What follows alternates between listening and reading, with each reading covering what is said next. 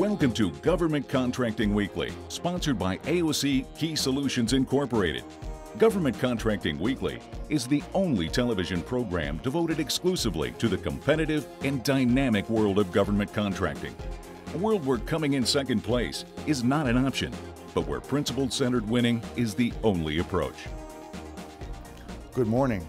My name is Jim McCarthy, and I am Principal Owner and Technical Director of Key Solutions. I'd like to welcome you to our new television show, Government Contracting Weekly. This is a show about government contracting, how to win government contracts and how to win them the right way. It is a show for companies that are doing business with the federal government or who would like to do so. It is also a show for government procurement officials who would like to have tips and suggestions on how to bring out the best that industry has to offer. So I'd now like to give you some context about our show. Government contractors do important work in supporting our nation, developing new products from IT to defense to space exploration to cleaning up the environment. Government contractors are the resource base that our government calls on to get things done. Key Solutions specializes in giving government contractors the winning edge during procurements. We know that success depends on offering the government the product or service that best fits its needs.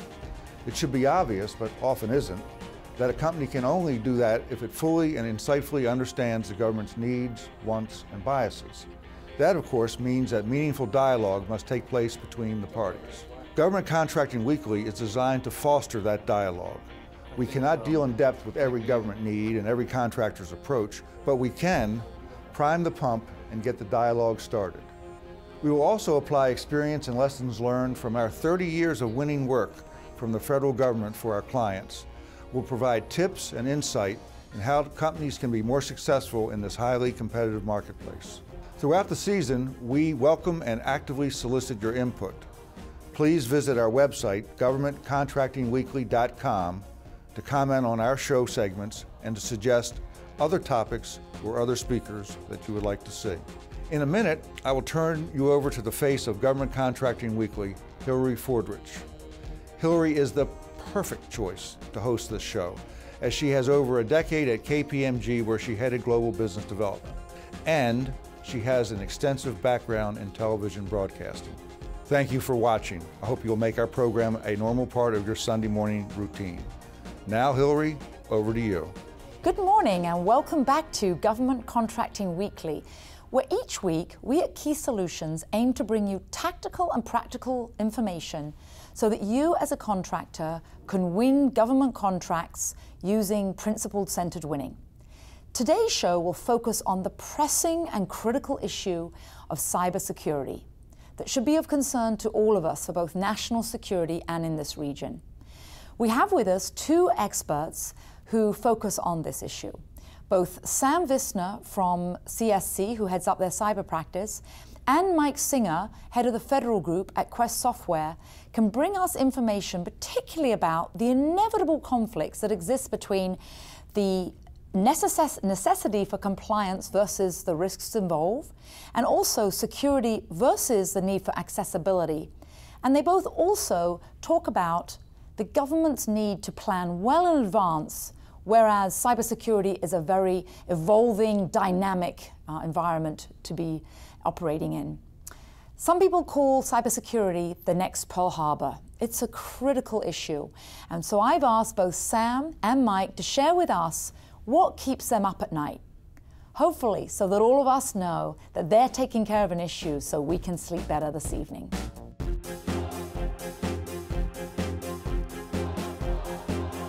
Welcome back to our segment where we interview an executive from our region that has some great insights for us. Today, I'm really delighted that Sam Visner is joining us.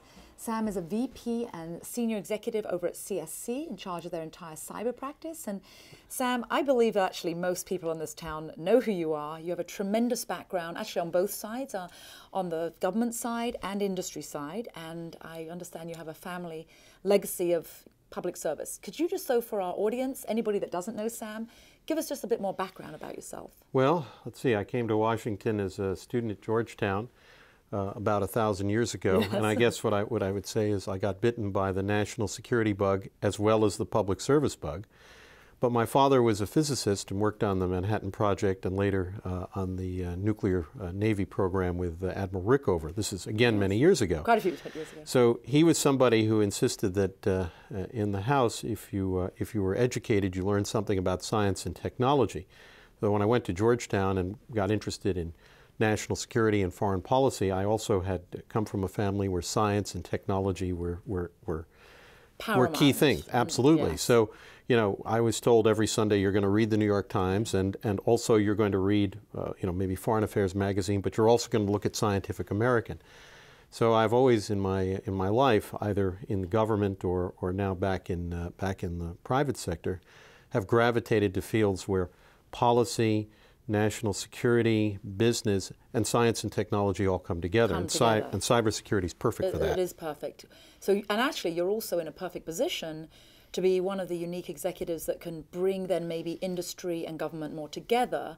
How do you view you're able to do that, and how is the chasm today between industry and government? Well, I think it's actually not as much as a chasm as people might have thought. Really? Yeah. You know, when I started thinking about the cybersecurity issue and organizing our company's business, and we've been in the business for a long time, but bringing it together as a singular business, one of the things people told me was, well, the cybersecurity issues that face the public sector are significant and they're important, but the cybersecurity issues that face the private sector, the commercial enterprises with which our company works and others work, they don't face that kind of threat and they don't see that kind of need. But they do, the national grid and other issues. And we actually never believed that, and I certainly never believed it, because I felt if you have valuable intellectual property, today economics are paramount in any country's position in the world. And the key to having a strong economy, in part, is having great intellectual property, things that give countries advantage. So yes. If you are a company... Private or public. That's right. Yes. And I think that recognition began to come into play if you go back a few years to the Comprehensive National Cybersecurity Initiative, where it was important to safeguard certainly .gov and .mil, but there was also a question, what about the private sector that runs critical infrastructure? So the government started to think about this from a policy perspective, you know, even back, say, as far back as 2006 and 2007. Okay. And today there are an increasing number of what I would consider to be useful information sharing mechanisms. And then I think it was last year the government put out a report, the National Counterintelligence Executive Report, that said U.S. companies are having their intellectual property stolen by foreign governments. Yes, China and others. Right. Yeah. So this was a way for people to say, all right, there now is a unified interest, and we ought to have a unified view of the problem. Together. Mm-hmm. Thank you. Yes.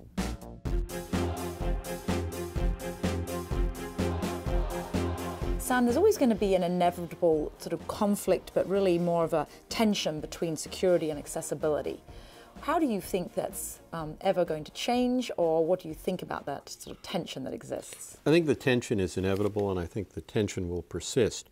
But I also think we may get better at finding ways to operate within that environment where that tension continues to exist. Such as? Well, I look at it this way.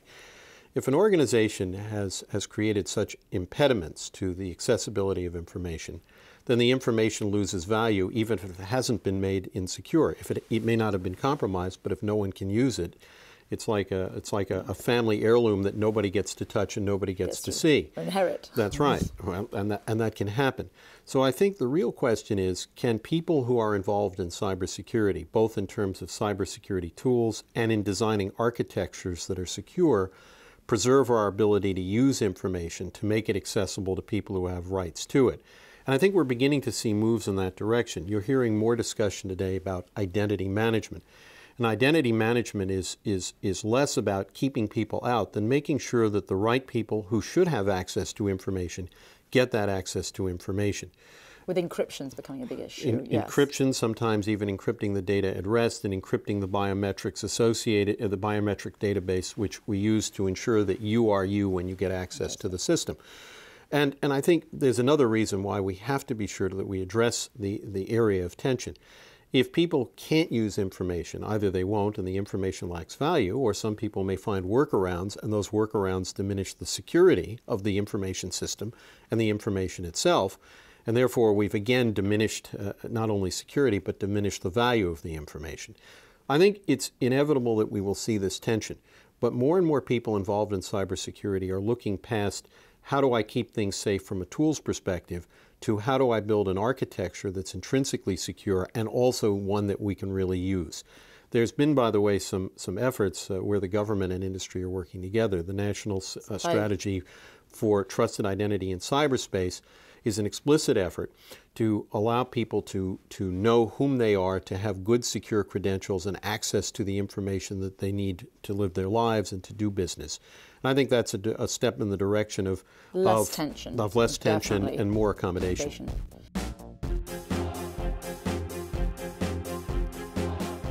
Sam, we've largely been talking about the public sector, but in the private sector, a lot of enterprises today are at risk from even those foreign threats in terms of their intellectual IP, their assets. What can they be doing to implement and install protection for their organizations? Well, smart CIOs, and most CIOs I think are smart, at least the ones I know that they're living in a world in which they live in an intersection with a lot of traffic coming through. For example, the information technology that they're using changes all the time. The requirements that the boss says, I want information technology not just to help me with my enterprise systems and my finance systems, but maybe my production line or my supply chain or working with my vendors. So the requirements are changing all the time. The resource envelope is always being constrained. People are told do more with less. So that's always a changing thing. Something else that changes is that the adversary's technology has become very sophisticated, and the threats that we see today are going to be different tomorrow and different next week and next month and next year. And of course, the adversaries are using increasingly sophisticated tradecraft. So if you're a CIO or a Chief Information Security Officer, you're sort of in the middle of this intersection, and the stuff is coming at you very quickly. Where should they focus then? So I think the first thing they ought to do is not try to do this alone. Get somebody who's a good partner, who's a good practitioner in cybersecurity, so that you can focus on the changing needs inside of your organization and not always have to be an expert about cybersecurity. Because as the Chief Information Officer, your job is to make sure that information systems work to support your business, whether or not it's retail or banking or healthcare or manufacturing or some other industry. You don't need to be, you shouldn't have to be always a security expert, but you should get help from people who are in that professional niche, fields. Specializing. That's right.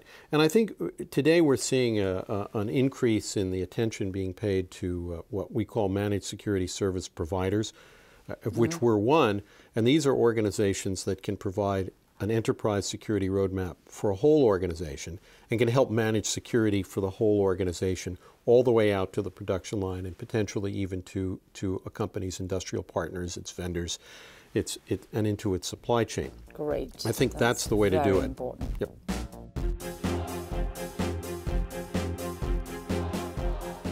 Sam, you're dealing in an area where lots of us have lots of concerns, whether it's our family security, our business security, our IP, intellectual assets. What keeps you up at night? Because you're privy to a lot more than most of us are and some tremendously important security issues. Well, Hillary, first, I think the debate is becoming richer and more informed in general. And I do worry that as we ask our information technology to do more things, mobile computing, cloud computing, computing that goes all the way out to the edge of our business, all the way into a production line, all the way into a factory, that we should be asking, even as we want information technology to do these things, how well we secure it. Another area that I think is an area of concern, and I don't want this to turn into an area of fear, I want it to turn into an area of prudent concern, is the use of social media. The ability that one might have to deliver a payload of malware to a computer using social media, or to get to know you and to learn, what kind of information to which you have access, or do you have administrative privileges to an information system.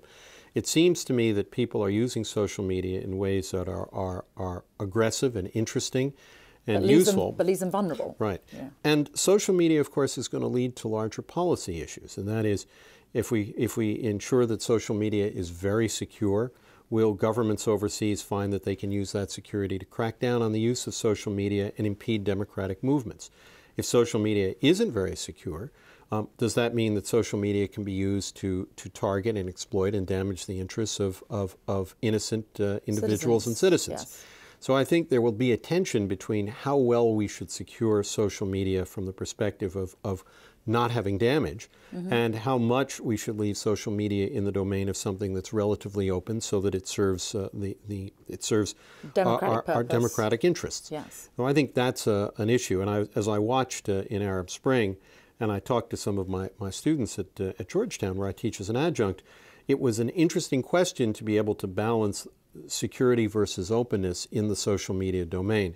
And I think we lose sleep. We are losing sleep over this, because I don't think that that's well understood, and it certainly is not an issue that's perfectly well resolved. Yes. Well, the good news is I think we will continue to answer that question, and we'll do it in an iterative fashion, and the answer will be a little better every time. Good. That's very good. Thank you.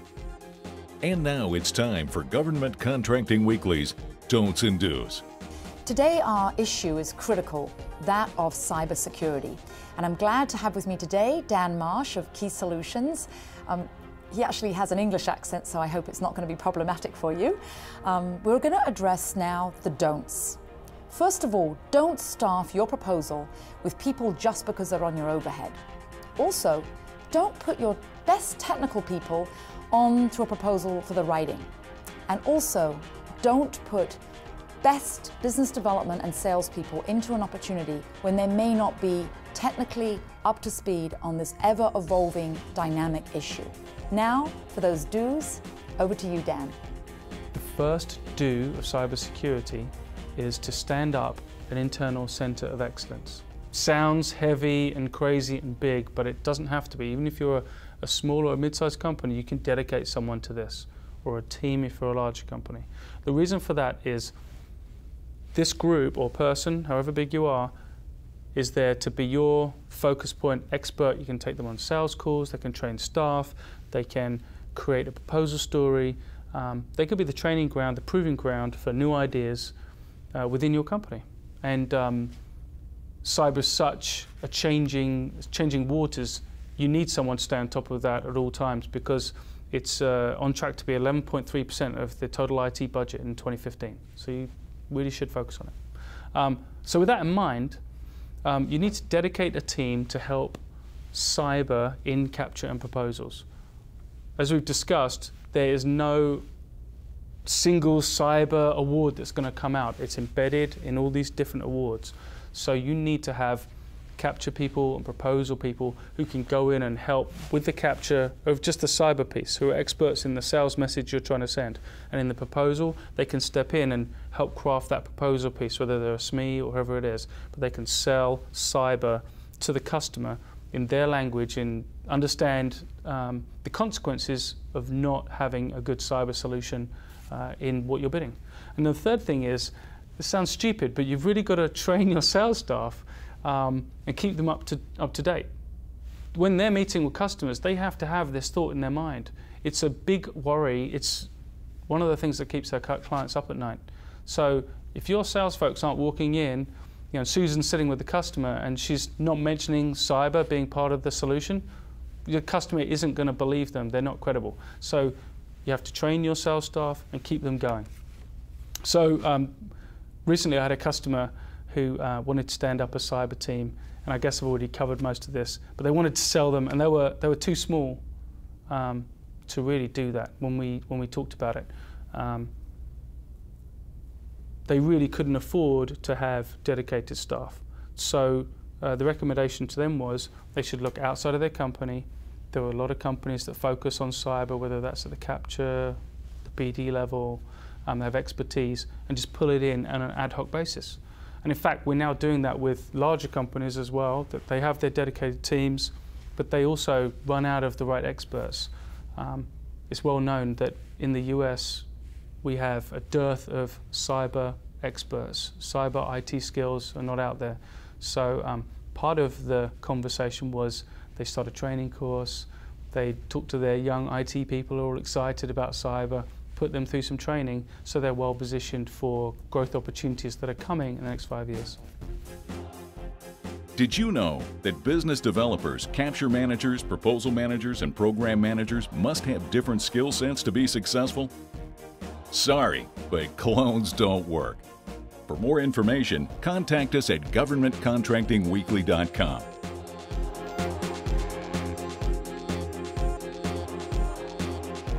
Welcome to our segment where we interview an industry leader.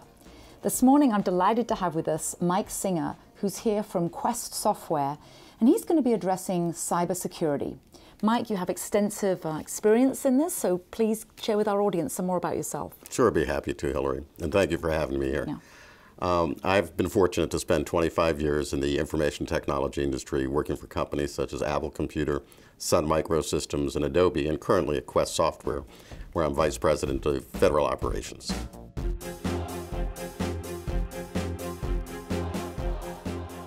With all that experience you've had, Mike, you're in the perfect position to address what are some of the trends that you've seen from even when you started in the industry to today?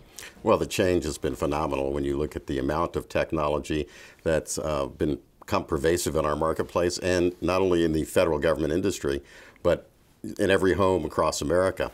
I think three of the trends that we're looking at right now in terms of what the federal government is trying to accomplish, one certainly is about cybersecurity. And that's a buzzword we hear a great deal about, but I think there's still a lot of confusion about what it means. Right. And I think it does mean something different to everybody. To different people, yes. So you have the external threats, which I think we've done a pretty good job of closing the door on, and then the internal threats. In terms of national security. In terms of our national security. And the second piece is about protection of data, and that has to do with management of data. There's been an explosion of data over the last 5 years in particular, and as a result, how we manage that data, and most importantly, how we protect it, is critical. And thirdly is mobility. Mobility is another area, whether it be a mobile phone, a device like a tablet. It's all incremental data that somehow has to be integrated into the whole, and most importantly, protected.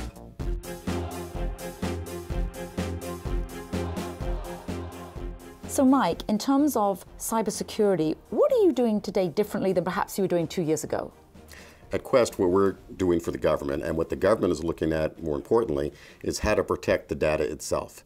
So external breaches, as I said earlier, I think have been pretty much blocked to the extent that it can be. More work will be done. But at the end of the day, the most important thing to protect is the data. Okay. So at Quest, and what we do is to protect it by allowing access to only certain people, to ensure that we know who's accessing the data, to identify breaches when they happen, and protect against breaches before they happen. And in terms of mobility, that's a big issue also. Absolutely. Yes. The hot topic today is BYOD, which means bring your own device. Yes. Despite the fact that the government and most private companies would prefer that everybody use the device that they select and they know they can secure, everybody has access to personal devices as well as business devices. Correct. And so what the government is now doing is trying to figure out how to protect that data, but at the same time allowing people to BYOD. Yes.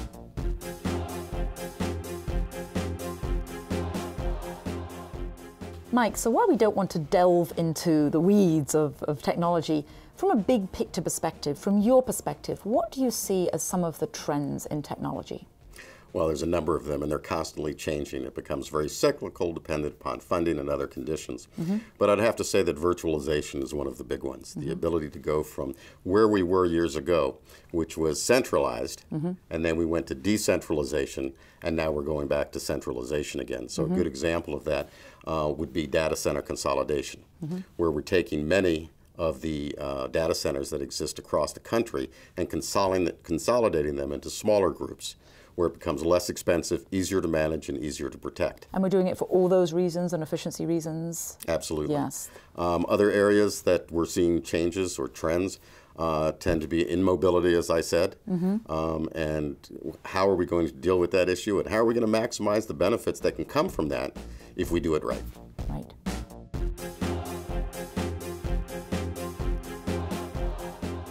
Mike, over the next few years, what technologies are going to have the most impact in the whole data management arena?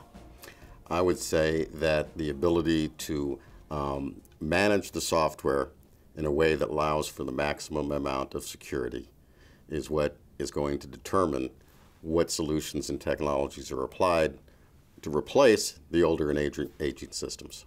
So in terms of replacing those systems and in terms of security, what about the consumerization of IT? How is that going to impact, not only from the federal government perspective, but from the entire contracting community perspective? I think that what we're looking at is a trend towards smaller, faster deployments, cheaper, and most importantly, more agile. which means that no longer are you going to have systems that are set with one vendor and only one way to solve the problem. So that agility gives the government customer the ability to change as the environment changes. And we all know that IT moves very, very quickly. And unfortunately, you have to be agile, actually, you didn't even know what's happening. Absolutely. To adapt, yes. And then you have to have technology that adapts with you. Yes. And that's, I think, one of the biggest trends that we're going to see is the ability of whatever technology we deploy today can be adapted in the future. So agility is key. Absolutely.